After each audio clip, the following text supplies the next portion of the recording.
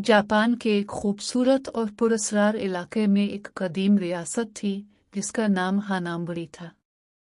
इस रियासत में 3 बहनें रहती थीं, आइको, हाना और मिविकी। तीनों बहनें एक दूसरे से बिल्कुल मुख्तलिफ थीं, मगर उनके दरमियान मोहब्बत बहुत गहरी थी। आइको सबसे बड़ी थी, बहादुर और समझदार। हाना दरमियानी बहन थी, नरम दिल और जादुई पौधों की माहिर। मिविकी सबसे छोटी थी, खुश मिजाज मगर अजीब ख्वाब देखने की सलाहियत रखती थी। एक रात मिविकी ने ख्वाब देखा कि चांद की रोशनी में एक पोशीदा महल जाहिर होता है, चांदनी महल, जहां एक कदीम राज छुपा है जो पूरी रियासत की तकदीर बदल सकता है। अगली सुबह रियासत में खबर फैली कि 3 शहजादे दूर दराज सल्तनतों से आए हैं।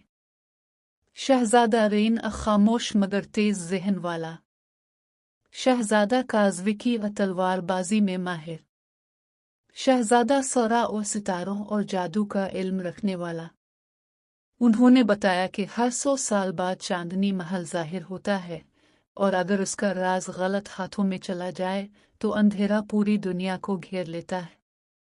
इसी दौरान महल के साए में एक पुरस्कार ताकत जाग रही थी।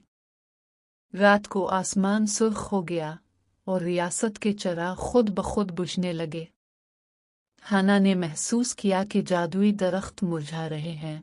ये किसी तारीख जादू की निशानी थी। 6 बहादुर नौजवान, 3 बहनें और 3 शहजादे वो चांदनी महल की तलाश में निकल पड़े। जब वो पहाड़ की चोटी पर पहुंचे तो चांद की रोशनी जमीन पर गिरी और एक शफाफ महल जाहिर हो गया। मगर महल के दरवाजे पर एक पहेली लिखी थी, सिर्फ वही दाखिल होगा जिसके दिल में खौफ से ज्यादा उम्मीद हो। मिविकी आगे बढ़ी क्योंकि इसने अपने ख्वाब में यही लम्हा देखा था। जैसे ही इसने दरवाजा छुआ, महल रोशन हो उठा। अंदर उन्हें मालूम हुआ कि असल खतरा कोई दुश्मन नहीं बल्कि एक कदीम जादू था जो लोगों के दिलों के खौफ से ताकत हासिल करता था।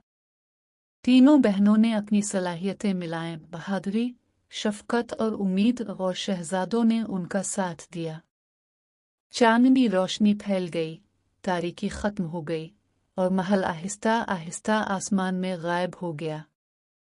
इस दिन के बाद हानाम्बरी में एक नई रवायत शुरू हुई। ताकत अकेले में नहीं बल्कि इत्तेहाद और एतमाद में होती है। इख्तिताम, मगर चांदनी महल का राज शायद अभी मुकम्मल खत्म नहीं हुआ।